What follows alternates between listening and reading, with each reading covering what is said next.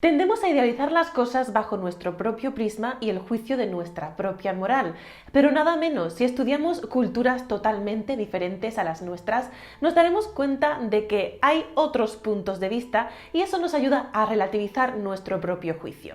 Y es que los antiguos egipcios también se emborrachaban y mucho, solo que su manera de emborracharse era un poco diferente a la nuestra, ya que la borrachera para ellos no era algo inmoral, ni feo, ni de lo que uno tendría que avergonzarse, sino todo lo contrario. Vamos a aprender en el vídeo de hoy cómo se emborrachaban y por qué se emborrachaban los antiguos egipcios y además qué otras actividades llevaban a cabo junto con la borrachera. Comencemos. Los antiguos egipcios tenían un festival que conocían como el Festival de la Borrachera, conocido en inglés como el Festival of Drunkenness.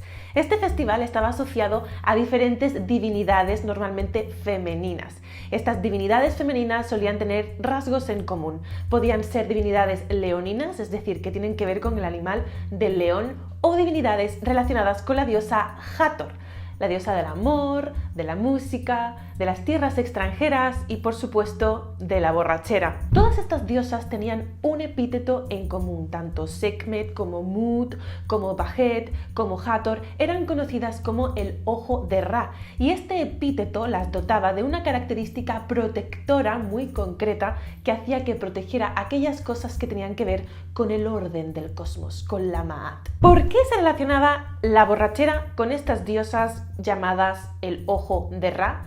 Bueno, pues seguramente conoceréis un mito en el que se cuenta que puede ser una diosa u otra dependiendo de la versión del mito, pero bueno, aquí le vamos a poner Hathor-Sekhmet. Hathor-Sekhmet son dos versiones de una misma entidad.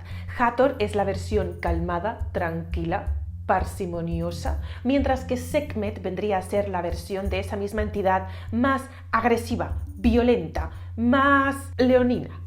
El mito cuenta que la diosa estaba sedienta de sangre humana, porque Ra, su padre, se había hartado de los seres humanos y, como no, porque somos un poco intensos a veces, entonces le dijo, mira, acaba con todos. Y mientras Sekhmet Hathor, en su forma agresiva, en su forma de Sekhmet, de leona, estaba arrasando con todos los seres humanos, pues Ra se arrepintió y dijo, para, que los vas a exterminar.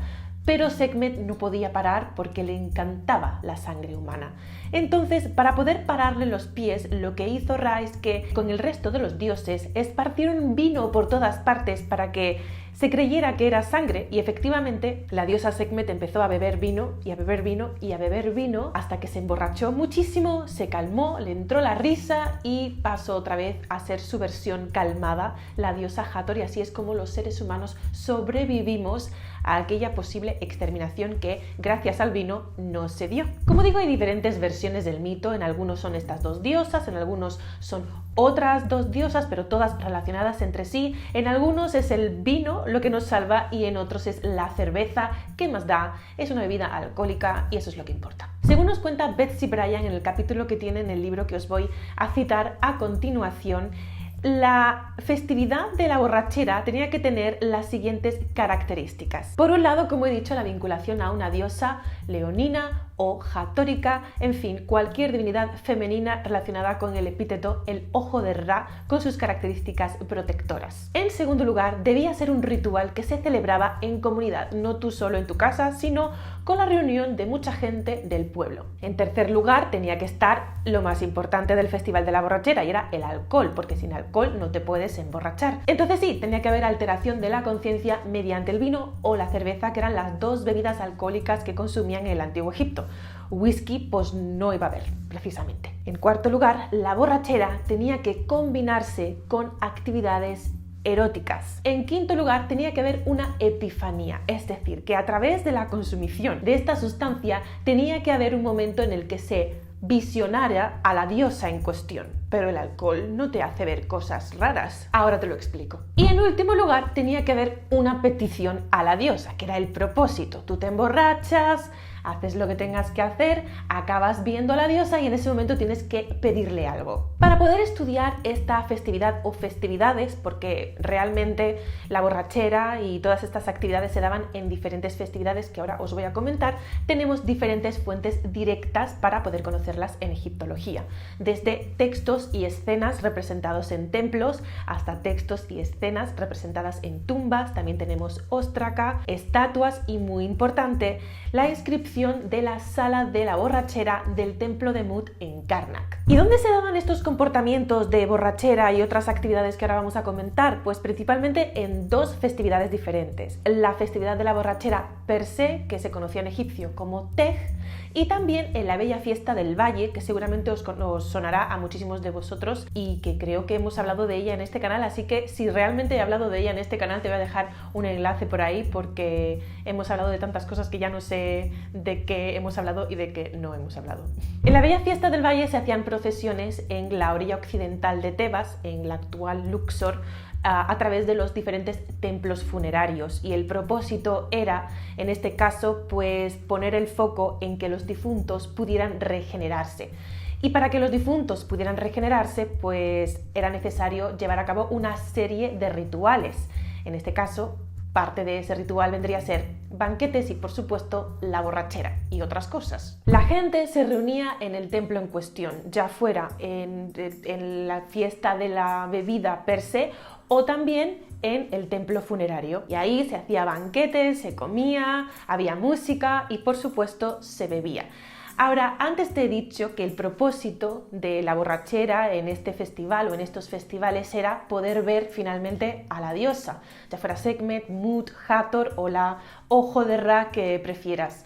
Pero realmente, si te has emborrachado alguna vez, sabrás que no se ven cosas raras cuando te emborrachas, te altera la conciencia, pero no es una sustancia psicotrópica. Pero no pasa nada, porque los egipcios sabían que podían añadirle una serie de hierbas concretas a la cerveza o al vino para que pudiera tener un efecto extra y que no solamente te emborrachara, sino que al final acabaras teniendo alucinaciones. Me encantaría que esto lo viera algún psicólogo y pudiera también comentar en la caja de comentarios cuál es su punto de vista, ya que, bueno, realmente cuando mucha gente está en conjunto emborrachándose, drogándose, con un objetivo en concreto, pues es posible que pasen alucinaciones colectivas, y esto lo estoy sacando yo de la manga o no lo he leído en ningún sitio, de acuerdo, pero es una opinión. Y en esas alucinaciones colectivas, quién sabe si finalmente en alguna ocasión sí que todos acabarán viendo a la diosa. Pero bueno, si hay algún psicólogo por aquí, que me comente abajo, que estamos todos leyendo con atención. Y bueno, no solamente se bebía, se tomaba estas sustancias, se comía, se bailaba, sino que además también aparentemente tenían relaciones sexuales entre ellos. No sabemos si todos a la vez, en conjunto, al modo organza, ya me entendéis, ya sabéis que YouTube me castiga con estas cosas, o si lo hacían a modo un poco más privado en diferentes estancias del templo, en alguna esquinilla, para tener un poco más de intimidad. Pero bueno, no es nada de extrañar. Ya sabemos que para los antiguos egipcios, pues las relaciones de baile, las relaciones eróticas, pues no era nada negativo ni nada inmoral, era otra cosa más natural, como comer, como emborracharse, como la vida misma. Entonces no hay que escandalizarse por estas cosas, como sí que se escandalizaban los egiptólogos más antiguos, pues ya sabéis, con la moral europea, digamos cristiana, pero no pasa nada. Con esto me refería al principio del vídeo cuando os decía que estudiar otras culturas nos abre la mente en ese sentido y nos ayuda a relativizar nuestro propio juicio sobre las cosas. En la iconografía egipcia podréis encontrar en alguna representación, como por ejemplo en tumbas, a gente vomitando porque ha bebido demasiado, algo que podría ser perfectamente representativo de una fiesta hoy en día. Pero los antiguos egipcios representaban a la gente vomitando en estas festividades precisamente como un modo de decir a través del arte que había muchísimo alcohol. Otro modo era representar a la persona bebiendo de una gran jarra o representar una jarra de donde se vertía el líquido en cuestión, ya fuera vino o ya fuera cerveza. Otra cosa que yo me planteo muchísimo leyendo este capítulo que os he dejado en la parte de bibliografía del vídeo es que sí, podemos decir, según los argumentos que utiliza Betsy Bryan en el capítulo que os he indicado en la bibliografía, que en estas festividades, pues además del alcohol, había relaciones sexuales. Lo que sí es cierto es que el alcohol por sí mismo, cuando te emborrachas demasiado, pues baja la libido de las personas. Entonces, a mí esto me llama la atención. Si realmente es el caso de que se emborracharan tanto, habría muchos casos en los que la gente pues no tendría apetito sexual, porque ya sabéis que el alcohol lo que hace es bajarnos la tensión, ¿no? Digamos, al final te lo puedes pasar muy bien, pero al final acabas dormido y con pocas ganas de nada.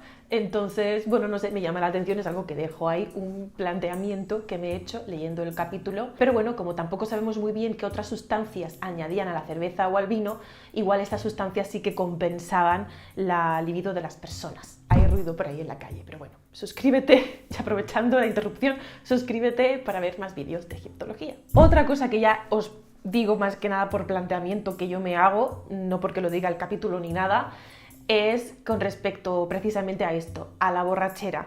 Ellos consideraban que emborracharse en estas cantidades, perder un poco el control, al acabar viendo a la diosa, por ejemplo, era una ayuda para la regeneración de los difuntos. Pero todos sabemos que al día siguiente tendrían que tener una resaca increíble. La resaca yo no lo veo precisamente como un renacimiento, ni un resurgimiento, ni una regeneración del cuerpo, sino más bien que te estás muriendo y que necesitas, que te planteas, no quiero volver a vivir en mi vida. Entonces, en este caso, y disculpadme por el ruido de la calle, considero que no sé qué relación harían ellos entre la borrachera y la regeneración. También decidme vuestra opinión en la caja de comentarios, un poco para compartir puntos de vista. Y ahora sí, me despido. Os recuerdo que tenéis cursos online en mi página web lauraegiptología.com si queréis seguir aprendiendo de egiptología desde un punto de vista más formal.